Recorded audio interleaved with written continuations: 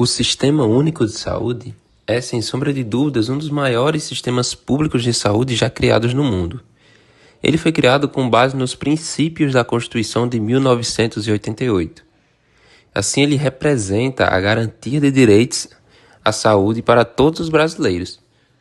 Entretanto, essa política e garantia constitucional acaba se tornando falha em todo o território brasileiro, com milhares de pessoas todos os anos sendo vítimas de um grave descaso estatal, e assim não garantindo o direito constitucional da saúde para todas as pessoas, assim sendo violado esse direito.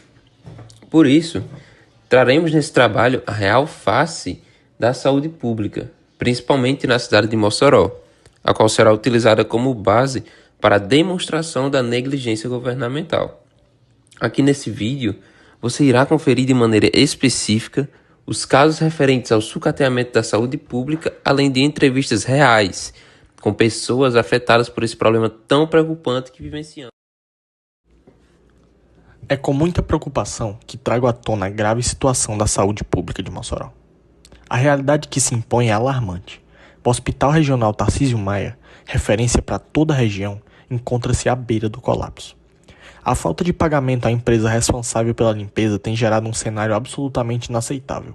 Lixo hospitalar se acumula nos corredores, nas enfermarias, nas áreas de fundamental importância para a unidade, colocando em risco pacientes, profissionais da saúde e toda a população que depende do serviço essencial. Mas a situação não se resume ao acúmulo de lixo. A precariedade da infraestrutura da saúde em nossa cidade é visivelmente crescente. Faltam insumos básicos, medicamentos e até materiais simples, indispensáveis para o atendimento digno à população. O quadro é tão grave que a própria justiça precisou ser acionada para tentar assegurar o fornecimento mínimo necessário e evitar um verdadeiro colapso no atendimento. O que nós vemos hoje no Tarcísio Maia é um reflexo do descaso, da má gestão e da falta de compromisso com a saúde pública. Não podemos aceitar que vidas sejam colocadas em risco por conta de omissões que poderiam e deveriam ser evitadas. É urgente que as autoridades competentes tomem providências imediatas para restabelecer a dignidade, a qualidade e a segurança no atendimento à população.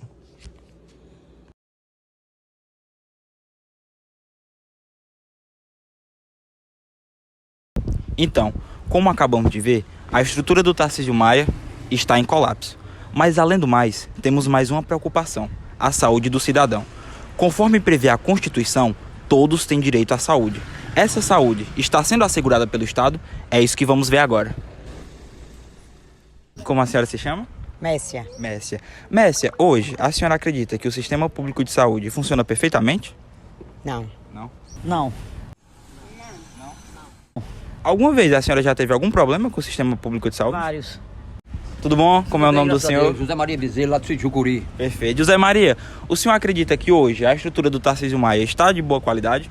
Rapaz, posso falar o que eu tenho vontade de falar? Tudo que o senhor quiser, aqui a gente trabalha com a verdade. Eu não sei em termos de estrutura dentro do hospital, Sim. porque em termos de funcionalismo, eu entrei no governo de Geraldo Melo, Fátima Bezerra entrou e ajeitou muita coisa. Sim. Agora aí dentro eu não sei, que tá tudo quebrado, tudo modificado. Já fui barrado ali, vou entrar ali na porta agora. Perfeito. Há 35 anos.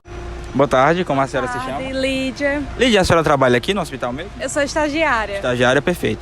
Hoje, a senhora acredita que o sistema público de saúde, ele funciona perfeitamente? Eu acho que assim, não perfeitamente, mas que pelo menos aqui no hospital eu acho que ele funciona assim. Poderia ser melhor, mas nas condições do possível é o ideal. Perfeito. Como usuária, alguma vez do sistema público, claro, a senhora já teve algum problema com o sistema público de saúde? Não, assim, nem como usuária, nem como uma pessoa que dá assistência de saúde também. Eu acho que tem as falhas em todo lugar, mas pessoalmente, todas as vezes que eu precisei usar o sistema público, eu sempre fui bem atendida e as falhas acontecem, né? É contínuo no cotidiano, até porque não é um paciente, são vários, é uma comunidade inteira. Certo. Porém, falar de forma superficial nem sempre é tão eficaz. Eu passo agora para o meu amigo Pedro Arthur, que vai falar sobre um caso concreto, um caso que aconteceu com alguém, que vai tratar não só de forma superficial, mas também de forma específica o que aconteceu com ela. Muito obrigado. Bom pessoal, aqui estamos na presença de Dona Nilda, né? a senhora de 74 anos, que passou por alguns problemas, né, no sistema público de saúde, a nível de contextualização, é uma senhora que possui alguns problemas de saúde bem graves, alguns bem leves, mas que de certa forma afetam, né, a sua vida, o seu locomover, né, o seu bem-estar, né, do dia a dia. Dona Lida, eu queria que a senhora inicialmente falasse pra gente quais são os principais problemas de saúde que a senhora tem. Eu tenho problema de pressão alta, eu sou diabetes, tenho problema de astose, artrite nos ossos. E tem dias que eu sinto muitas dores, não posso andar sozinha, tem que ser com acompanhante, porque as minhas pernas dão fisgada e eu fico nervosa de cair e me machucar. Sim. E, assim, desses problemas, qual que a senhora considera o pior? O pior que eu acho é as dores nos ossos, que eu não posso me curvar, não posso fazer nada sozinha, tem que ser sempre ajudada. Sim. Esses são os piores. Acredito que, mesmo ele sendo pior, mas todos os outros afetam a senhora de uma forma muito significativa, né? Sim. Perfeito. Bom, e agora, já que ela disse, né, os problemas, vamos aqui para uma pergunta, o ponto-chave, né, dessa entrevista. Dona Nilda, a senhora já passou por algum problema no sistema público de saúde, seja porque algum médico não atendeu a senhora, ou porque faltou recursos, ou mesmo porque houve uma certa negligência de falta de médicos, né? Explica pra gente, como é que foi isso? Já passei lá no PAN, fui fazer uns exames, fiquei muito tempo esperando e quando fiz os exames, fiquei 2 horas depois para fazer novamente, porque é um exame de diabetes que faz, depois passa mais 2 horas para fazer. E eu fiz o exame e depois que eu fui buscar o resultado, não encontrei o exame. E nunca me entregaram mais eles. E eu fiquei chateada com isso. Não fui mais repetir os exames. Então, depois que teve esse seu problema, né, com o sistema público de saúde, o PAN, como a senhora disse, né, a senhora sentiu agravos no problema da diabetes, teve problemas, como foi? Você acha que piorou, você acha que melhorou? Piorou.